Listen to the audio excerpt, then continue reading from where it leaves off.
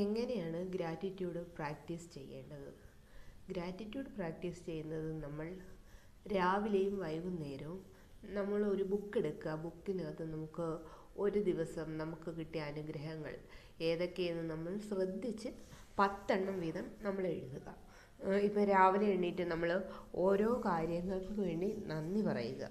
നമുക്ക് കണ്ണുള്ളതിന് നന്ദി, കാതുകൾ കേൾക്കുന്നതിന് നന്ദി, ശ്വസിക്കാൻ ശുദ്ധവായു ലഭിച്ചതിന് നന്ദി, ഇങ്ങനെ തുടങ്ങി ഓരോരോ കാര്യങ്ങൾ 10 വീതം നമ്മൾ ഗ്രാറ്റിറ്റ്യൂഡ് എഴുതി വെക്കുക.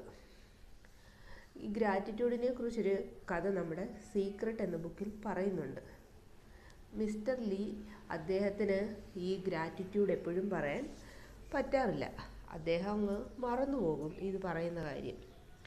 അതിനായി അദ്ദേഹം ഒരു ഉപായം കണ്ടുപിടിച്ചു.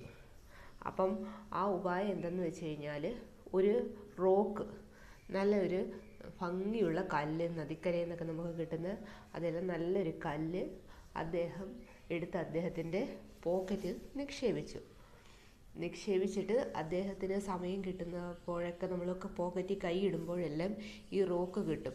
ആ റോക്ക് കിട്ടുന്ന സമയത്ത് അദ്ദേഹം ആ റോക്ക് കയ്യിലെടുത്തേച്ച് അദ്ദേഹത്തിന് ലഭിച്ച കാര്യങ്ങൾക്ക് നന്ദി പറഞ്ഞുകൊണ്ടേയിരിക്കും. എനിക്ക് നടക്കാൻ കഴിയുന്നതിന് നന്ദി, എൻ്റെ ഓരോ കാലുകളെടുത്ത് വെക്കാൻ കഴിയുന്നതിന്, ഇങ്ങനെ ചെറിയ ചെറിയ ഓരോ കാര്യങ്ങൾക്ക് നന്ദി പറഞ്ഞുകൊണ്ടേയിരിക്കും. അപ്പം അദ്ദേഹം എപ്പോഴൊക്കെ പോക്കറ്റിൽ കൈയിടുന്നോ അപ്പോഴെല്ലാം അദ്ദേഹം ഇതിന് നന്ദി പറഞ്ഞുകൊണ്ടിരിക്കും.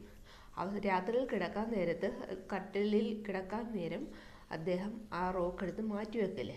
അപ്പം അന്ന് രാവിലെ തൊട്ട് വൈകുന്നേരം വരുന്ന ലഭിച്ച കാര്യങ്ങൾക്ക് ഓരോന്നോരോന്നായി എണ്ണി അദ്ദേഹം നന്ദി പറയാൻ തുടങ്ങി. ഒരു ദിവസം അദ്ദേഹത്തിൻ്റെ ഒരു സുഹൃത്ത് ഈ മാജിക് റോക്ക് അദ്ദേഹത്തിൻ്റെ കയ്യിൽ നിന്ന് താഴെ വീഴുന്നത് കണ്ടു. അപ്പം അദ്ദേഹം ചോദിച്ചു, എന്താണിത്? അപ്പം മിസ്റ്റർ ലീ പറഞ്ഞു, ഇതെൻ്റെ മാജിക് റോക്കാണ് എന്നുള്ള കഥകൾ അദ്ദേഹം പറഞ്ഞു. കുറേ നാളുകൾക്ക് ശേഷം ഈ സുഹൃത്ത് അദ്ദേഹത്തിൻ്റെ നാട്ടിൽ പോവുകയും മിസ്റ്റർ ലീക്ക് ഒരു ഇമെയിൽ അയക്കുകയും ചെയ്തു. തൻ്റെ മകൻ വളരെയധികം കഠിനമായൊരു രോഗത്തിൻ്റെ പിടിയിലാണ്. ആ മകന് വളരെയധികം ബുദ്ധിമുട്ടായുള്ള അവസ്ഥയിലൂടെയാണ് കടന്നു പോകുന്നത്. താങ്കളുടെ ആ മാജിക് റോക്ക് എനിക്കൊന്ന് അയച്ചു തരുമോ എന്ന്. അദ്ദേഹം പെട്ടെന്ന് അത്ഭുതപ്പെട്ടുപോയി. ഈ മാജിക് റോക്ക് എന്ന് വെച്ചാൽ ഇത് വലിയ കാര്യമൊന്നുമല്ല, താനാണെങ്കിൽ ഒരു നദിക്കരയിൽ നിന്നെടുത്തൊരു സാധാ ഒരു കല്ലാണ് എന്ന് വിചാരിച്ച് അദ്ദേഹം ഇങ്ങനെ മനസ്സിൽ വിചാരിച്ചു. പിന്നെയും തൻ്റെ സുഹൃത്തിന് എന്തെങ്കിലും തോന്നുമോ എന്ന് കരുതി അദ്ദേഹം നദിക്കരയിൽ പോയി നല്ല റോക്കുകൾ പെറുക്കി ആ സുഹൃത്തിന് അയച്ചു കൊടുത്തു. കുറച്ച് നാളുകൾക്ക് ശേഷം വീണ്ടും ആ സുഹൃത്തിൻ്റെ മെയിൽ അദ്ദേഹത്തിന് വന്നു. ഇപ്പോൾ തൻ്റെ മകൻ പരിപൂർണ ആരോഗ്യവാനായിരിക്കുന്നു എന്നും പറഞ്ഞുകൊണ്ട് അദ്ദേഹം മിസ്റ്റർ ലീ അയച്ചു കൊടുത്ത ഈ മാജിക് റോക്കുകൾ അദ്ദേഹം ഒരു റോക്കിന് $10 വെച്ച് അയാൾ വിറ്റു. ആ പണം കൊണ്ട് അദ്ദേഹം തൻ്റെ മകൻ്റെ ചികിത്സ നടത്തി.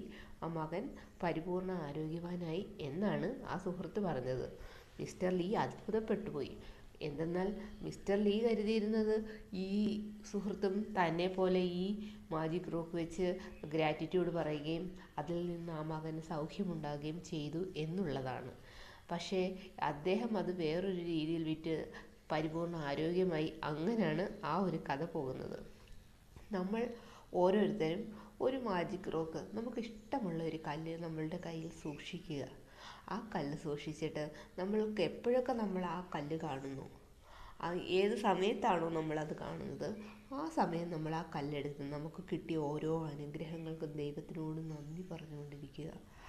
ആ നന്ദി പറയുമ്പോൾ നമുക്ക് ഈ കല്ല് കാണുന്നത് നമ്മളല്ലാതെ എപ്പോഴും നമ്മൾ ഓർക്കണമെന്നില്ലല്ലോ. നമ്മൾ മനുഷ്യരല്ലേ, പല കാര്യങ്ങളും മറന്നു പോകാം. ഈ സ്റ്റോൺ കാണുന്ന സമയങ്ങളിലെല്ലാം നമ്മൾ നന്ദി പറയുക. അപ്പോൾ നമുക്ക് ഓരോ ദിവസം കഴിയും തോറും കൂടുതൽ കൂടുതൽ നന്ദി പറയാനുള്ള അവസരങ്ങൾ നമുക്ക് ലഭിക്കാറുണ്ട്. എല്ലാവരും ഒരു മാജിക് സ്റ്റോൺ കരുതുക. എന്നിട്ട് ഈ മാജിക് സ്റ്റോൺ കയ്യിൽ വെച്ച് വേണം ഈ ഗ്രാറ്റിറ്റ്യൂഡ് പറഞ്ഞു തുടങ്ങുവാൻ. നിങ്ങളുടെ ജീവിതത്തിലും വ്യത്യാസം വരുന്നത് നമുക്ക് കണ്ടറിയാം.